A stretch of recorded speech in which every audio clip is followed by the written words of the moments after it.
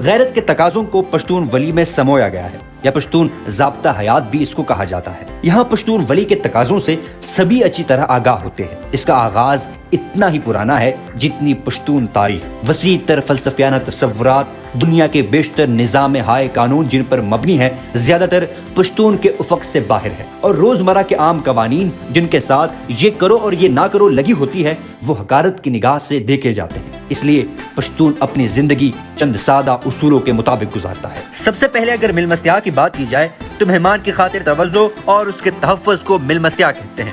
قبیلے کے لوگ مل مستیاں پر اس حد تک عمل کرتے ہیں کہ اکثر اوقات مہمان کے لیے پریشانی کا باعث بن جاتا ہے۔ اس کی ذمہ داری اس لمحے ختم ہو جاتی ہے جس لمحے مہمان میزبان کے علاقائی ذمہ داری کی حدود سے باہر نکل جاتا ہے۔ کسی اجنبی یا کسی خاص مشن پر آئے ہوئے پیغام رساں کو اس کے تحفظ کی ضمانت کی خاطر مہیا کیا ہوا حفاظتی دستہ بدرگاہ کہلاتا ہے۔ یہاں مہمان کو کسی قسم کا نقصان نہیں پہنچ سکتا، جس کا ایک سبب مل مستیاں کی اونچی قدر ہے، اور دوسری وجہ بدل کی وہ ذمہ داری ہے جو میزبان پر عائد ہو جاتی ہے۔ ہرچند کہ انگریز پشتون ولی کا احترام کرتے تھے، لیکن بسا اوقات مل مستیاں مشکلات کا سبب بھی بن جاتی تھی۔ مشترکہ قبائلی ذمہ داری کے فرنگی اصول کے تحت حکومت اصرار کرتی تھی کہ قبائل ان افراد کو تحفظ نہ دے جو آباد اضلاع میں جرائم کر کے پہاڑی علاقوں میں پناہ لیتے ہیں، لیکن فریقین میں سے کوئی بھی اپنا اصول چھوڑنے کو تیار نہ ہوتا۔ چنانچہ مواجب بند کر دیے جاتے، فوج کشی شروع کر دی جاتی، پل اڑ جاتے، پکٹوں پر حملے ہوتے اور سرحد پر آگ بھڑک اٹھتی۔ اسی طرح اگر نناوتی کی بات کی جائے، جس کو وزیرستان کے لہجے میں نناوتی کہا جاتا ہے،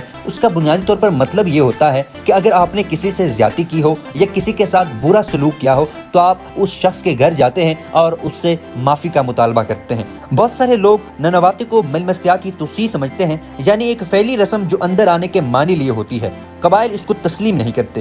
نناوتی آج کل بہت مختلف چیز ہے۔ مثلا اگر کوئی فرد کسی دوسرے کے خلاف ایسی حرکت کرے جس کی وجہ سے وہ انتقام کا نشانہ بن سکتا ہو، اور اس کے خاندان والے اتنے کمزور ہوں کہ اس کے نتائج کا سامنا نہ کر سکتے ہو، تو وہ اپنے دشمن کے پاس جا کر اپنے جرم کا اعتراف کرتا ہے اور اپنے آپ کو دشمن کے رحم و کرم پر چھوڑ دیتا ہے۔ اگر غلطی سے کسی سے کوئی قتل یا اقدام قتل سرزد ہو جائے تو قاتل یا ملزم اپنے خاندان کی معمر خواتین، قریب کے رشتہ دار اور جرگہ بمائے قرآن شریف اور دنبے کے مقتول یا مظلوم کے گھر جاتا ہے، اور اس طرح خون بہا لے کر بدل کا حق اور ذمہ داری ترک کر دی جاتی ہے۔ پس ننواتے اعتراف شکست ہے، نہ کہ مقدس جائے پناہ۔ تاہم کسی کو جان بوجھ کر قتل کرنے یا عورت کے تقدس کو پامال کرنے کی صورت میں ننواتے کی کوئی گنجائش پشتون معاشرے میں نہیں ہے۔